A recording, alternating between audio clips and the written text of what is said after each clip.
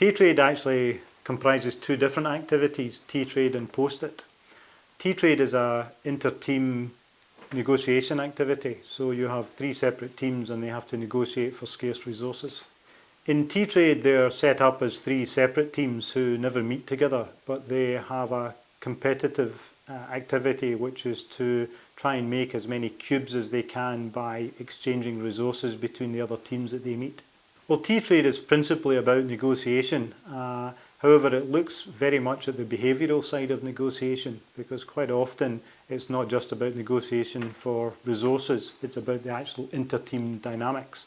And T-Trade works because all three teams only ever meet two at a time, so you don't ever get three groups in the room at the same time. Well, T-Trade was developed with a professor at IMD, and he has views on negotiation, which is that very often negotiations are formed within the very first few seconds of people meeting. So it's really important that these meetings are set up properly. Learners will get an overview of the whole negotiation process, from planning their negotiation to actually seeing what happens when they meet face to face with different teams.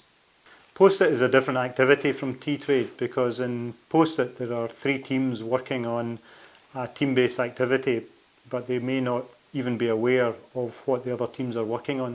In Post-it, unlike T-Trade, they're actually in three separate rooms and don't have any communication with each other than a postal service.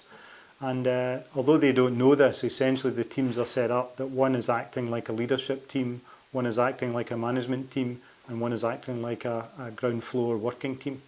Key learning areas for the teams tend to be different in each of the groups because the leadership team tends to assume that everyone else knows what's going on, and therefore that idea of communicating with all levels becomes really important.